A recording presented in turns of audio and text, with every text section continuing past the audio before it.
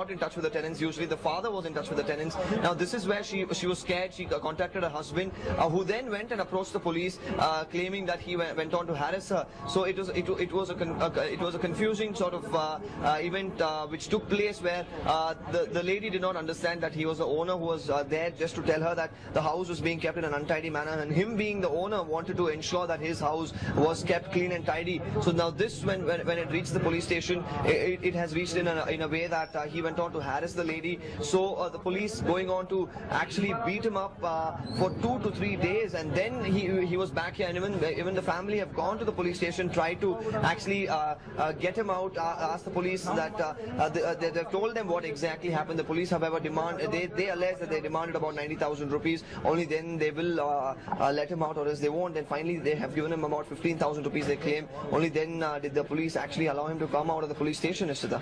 Right, absolutely. And also, Deepak, we understand that at this point in time, the relatives and friends of Pradeep desperately want justice for him. Of course, we know that the inspector in question has been suspended, but any other action being taken? Do we see the investigations progressing?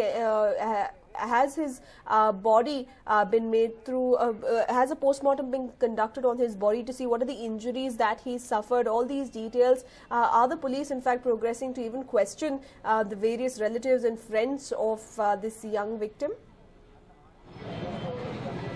Well, Nishida, about what's exactly happening in the postmortem, we'll only know after the reports are out. As of now, the body is in Victoria Hospital. The postmortem is being conducted. As they said, he did have injuries on his palm, his hand, his leg. There is usually a practice of police beating up below the heel or in the hands. So he had some injuries there, they claim. That's what the people who've seen him that day, that's what they claim. And now the postmortem will exactly reveal the sort of injuries, the kind of injuries, the gravity with which he was beaten up. Now these will be revealed after the postmortem. And about the action being taken, we can expect that after the postmortem report. Right now there are not officials. If you notice, there are only constables and a few double star and triple star sub-inspectors and inspectors who are here.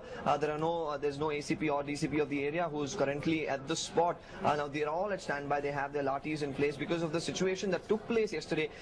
This is the exact road where yesterday this street witnessed complete chaos, where everybody erupted in protest against the brutality that the police have imposed on this particular man, Pradeep, Nishita. So right now the situation is calm. They're all waiting for the postmortem reports to come out, and also Pradeep's body to come back here after the exhumation in Victoria Hospital. So we'll have to wait and watch what exactly happens once that happens. But all of them here, the friends have gathered, the family members, the relatives from different places have also come here because today his funeral also will be conducted today. So all the neighbors as well have come together because they do understand. We also spoke to them about what kind of a person he was.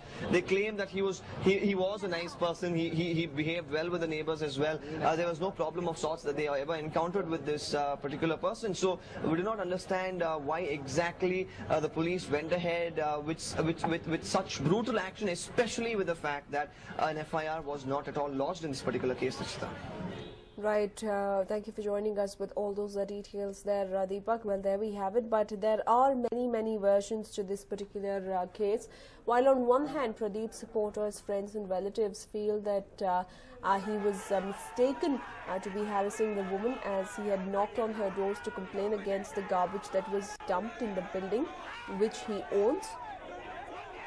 But the woman misconstrued it to be sexual harassment. On the other hand, there are reports that have emerged that say that Pradeep was an unmarried youth who lived with his parents at Lakshmipura in the 3rd floor of the building, which is owned by his father, Irana. They had rented the 2nd floor out to another cab driver. Pradeep was an alcoholic and used to make vulgar gestures towards his tenant's wife, and that 3 days ago, a drunk Pradeep returned home at around 10:30 in the night. Knowing that the cab driver was not at home, he knocked on her door when she was asleep. He then asked her to open the door, which she refused, and later he started hitting the door, asking her to let him in. The frightened woman then called her relatives, who reached there and informed the police officials. The patrolling police team that reached the spot took Pradeep to the police station. Pradeep's friend Bhargava then persuaded the tenant not to file a complaint. The tenant agreed but demanded that the security deposit they had paid to rent the house be returned to them immediately. Agreeing to this condition, Irana and Bhargava paid 70,000 rupees to the tenant and they vacated the house. The Kempegowda Nagar police, who waited in vain for the victim to file a complaint, later released Pradeep on Friday evening. Well, BJP is gearing up to appease Gen X, and in a glaring move, the party is also to revamp the parliamentary board. Here's a report. After BJP President Amit Shah kept party veterans out of the cabinet, he is now planning to drop some eminent leaders from the parliamentary board. The cutoff decided for the members of the board is 75 years, and hence few senior leaders will not be a part of it. BJP senior leaders Atal Bihari Vajpayee, L.K. Advani and Murli Manohar Joshi will be the first to be forced to leave the parliamentary board. Once considered as the decision makers in the party, the veterans will be kept out despite many still being actively involved in day-to-day activities. Party members are not ready to disclose much on this issue. BJP is taking these steps carefully as it doesn't want to send out a wrong message to the public. See, these leaders, they are very important for the BJP, and they were always important. And I hope that this matter, it is a personal matter of BJP party as a whole. So I don't think that I will give any such a reaction on it. But let us see that what should be a step of our party, The party is also planning to initiate another board where leaders who are above 75 years can be accommodated. This board will also be a part of the party's decision-making but will not be involved directly. Parliamentary board is the topmost decision-making authority of BJP and comprises of the party president and 9 other members. During the tenure of Rajnath Singh as the president, the parliamentary board comprised of Vajpayee, Advani, Modi, Jaitley, Sushma Swaraj, Nitin Gadkari, Venkaiah Naidu, Murli Manohar Joshi and Anand Kumar. But now these senior leaders will not be a part of the board anymore. It will be interesting to see how these leaders will react to this decision. Sanjay Dikshit for News9, New Delhi. And well, they say children are God's gift to parents, but what if this gift is not wholeheartedly accepted by the parents and is abandoned instead? Parents often go to any lengths to keep their child happy and ensure that all their wishes are fulfilled. But here is a tragic incident where the parents themselves turned monsters. A baby girl was found abandoned in a garbage bin in Uttar Kannada. You may wonder who could have committed such a horrific crime. Yes, it was her own mother. The baby was found by a person who heard the baby crying, and he immediately pulled out the little baby from the garbage bin. The baby was then taken to a nearby district hospital where she is currently being treated. Healthy ಆಗಿದೆ ಒಂದು delivery ಆಗಿ ಒಂದು 4-5 ತಾಸು ಆಗಿರ್ಬೋದು ಎಲ್ಲ parts ಎಲ್ಲ normal ಆಗಿದೆ ಏನು ತೊಂದರೆ ಏನಿಲ್ಲ ಉಸಿರಾಟಕ್ಕೂ ಯಾವುದೂ ತೊಂದರೆ ಇಲ್ಲ ಬಾಡಿಯಲ್ಲಿ ಯಾವ ಪಾರ್ಟಲ್ಲಿ ಇನ್ಫೆಕ್ಷನ್ ಇಲ್ಲ ಅದಕ್ಕೆ ಸ್ಪೆಷಲ್ ಆಗಿರೋ ಟ್ರೀಟ್ಮೆಂಟ್ ಏನು ಬೇಕಾಗಿಲ್ಲ ರೂಟೀನ್ ಕೇರ್ ಅಷ್ಟೇ ಮಾಡಿದರೆ ಸಾಕಾಗುತ್ತೆ. Though the baby is completely healthy, she has been bitten by ants, causing a lot of allergy on her body. A lot of people who heard the tragic news visited the hospital to see the baby, and the Children's Welfare Association also requested the doctors if they could adopt the child and take care of her. The question about who are the parents of this child and what made them abandon her still remains a mystery. ಹೆಣ್ಣು ಮಗು ಅಂತ ಹೇಳಿ ಈ ಮಗುವನ್ನು ಒಗೆದಿರ್ಬೋದು ಅಥವಾ ಯಾವುದೋ ಒಂದು ಅನೈತಿಕ ಸಂಬಂಧದಿಂದ ಹುಟ್ಟಿ ಈ ಮಗುವನ್ನು ಅಲ್ಲಿ ಒಗೆದಿರ್ಬೋದು. ಇದರ ತಂದೆ ತಾಯಿಗಳು ಯಾರು ಅಂತ ಹೇಳಿ ಸಹಿತ ಈಗ ಕಂಡುಹಿಡಬೇಕಾದಂಥ ಕೆಲಸ ಈ ಪೊಲೀಸರ ಮೇಲೆ ಇದೆ. The case has been registered in the local police station and the investigation is on to nab the people involved in abandoning the child. Sandeep Sagar for News9, Karwar. And well, Ganesh Chaturthi is fast approaching, and if you are a busy career person, how do you go about buying all the puja items just in time for the festivities? Well, then here is a solution for you. Meet Kumar Vashisht, a trader by profession at the city's Gandhi Bazaar market. He is the brain behind the Ganesha kit. Like a one-stop solution, this is a one-box solution to all your shopping woes ahead of Ganesh Chaturthi. The kit comprises of everything which is essential for the puja. So what does the box or kit contain?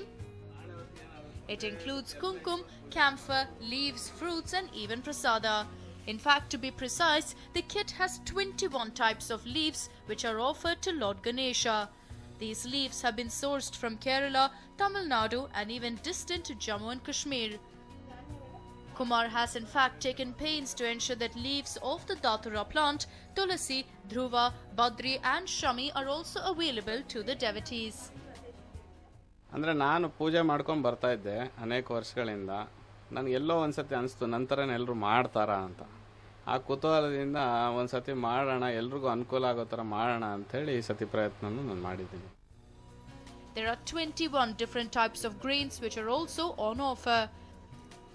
And the fact that all these fruits, leaves and other puja items are available at one single point should come as a welcome relief to many working women who would otherwise be forced to go from one shop to another. I am working. It's easy to purchase all the items at one place. So here is your opportunity to go ahead and buy all puja items under one roof. This should come as a blessing to many busy women.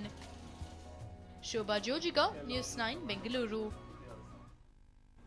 Well, if you've been waiting with bated breath for the iPhone 6 to release in September, here's some bad news. There could be an inordinate delay in the release, courtesy a hiccup in the phone's manufacturing process.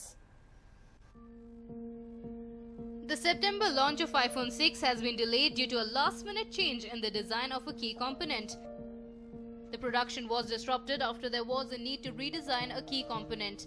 The phone will come in 4.7 inches and 5.5 inch sizes. However, it is not clear on whether there will be a delay in the phone's release or just an initial shortage in supply, considering that Apple has refused to react. This last-minute change has highlighted the problems involved in the production of a thinner iPhone screen and other specifications from Apple. This is, however, not the first time that Apple has faced issues in the production of iPhone 6. Last month, the backlight that illuminates the screen had to be revised. The screen assembly was put on hold in June and July because of the same. But later, the output compensated for the time that was wasted and things got back on schedule. While Apple hasn't confirmed this latest bit of news, everyone's talking about being prepared for the phone to be out after September. Well, we just hope that the iPhone 6 is worth the wait. A News9 report. Well, the month of Shravana is known for festivals and special pujas, and accordingly, on the occasion of Shravana's last Saturday, special prayers were held at the Sri Rama temple on the Ramadevara Betta near Ramnagara. This place is not famous only for the movie Sholay. This place is also famous for the belief that Rama had come here during his exile, and it is the same place where he killed the demon Kakasura who had harassed Sita. Well, this is Ramadevara Betta, and thousands of devotees gathered here to offer worship to Lord Rama on the last Saturday of Shravana month. The silky city of Ramnagara derives its name from the Ramadevara Betta. It is believed that the temple of Rama here was built by Sugriva, a staunch devotee of Lord Rama. ಒಳಗಡೆ ಇರುವಂಥ ಮೂರ್ತಿ ಬಂದು ಪಟ್ಟಾಭಿರಾಮ ಅಂತ ಹೇಳಿ, ಅದು ಬಂದು ಏಕಶಿಲ ಅಂದರೆ ಒಂದೇ ಕಲ್ಲಿನ ಮೇಲೆ ರಾಮದೇವರು ಕುಳಿತುಕೊಂಡು ತೊಡೆಯ ಮೇಲೆ ಸೀತಾದೇವಿನ ಕೂರಿಸ್ಕೊಂಡಿದ್ದಾರೆ. ಬಲಭಾಗದಲ್ಲಿ ಲಕ್ಷ್ಮಣದೇವರು, ಪಾದತ್ರ ಆಂಜನೇಯ ಸ್ವಾಮಿ ನಿಂತ್ಕೊಂಡಿರೋದು ತುಂಬ ವಿಶೇಷವಾದ ಒಂದು ವಿಗ್ರಹ. ಮತ್ತು ಇದು ಬಂದು ಸುಗ್ರೀವ ಪ್ರತಿಷ್ಠೆ ಮಾಡಿರೋದು. ಸುಮಾರು ಸಾವಿರಾರು ವರ್ಷಗಳ ಇತಿಹಾಸ ಇದೆ. ಇವತ್ತು ಬಂದು ಶ್ರಾವಣ ಮಾಸ ಅಂತ ಹೇಳಿ, ಈ ಶ್ರಾವಣ ಶನಿವಾರ ತುಂಬ ವಿಶೇಷವಾದ ಒಂದು ವಾರ ಇದು. ಪ್ರತಿ ವರ್ಷನೂ ಶ್ರಾವಣ ಮಾಸದಲ್ಲಿ ಈ ಥರ ಒಂದು ತುಂಬ ವಿಶೇಷವಾಗಿ ಸುತ್ತಮುತ್ತ ಹಳ್ಳಿಗಳೆಲ್ಲ ಬಂದು ದೇವರಿಗೆ ಒಂದು ಸೇವೆ ಮಾಡಿಕೊಂಡು ವಿಶೇಷವಾಗಿ ದರ್ಶನ ಮಾಡ್ಕೊಂಡು ಹೋಗ್ತಾರೆ. On the last Saturday of Shravana, special pujas are held, and it has been happening for several years now. Ksheerabhisheka and Panchamrutabhisheka were held early in the morning.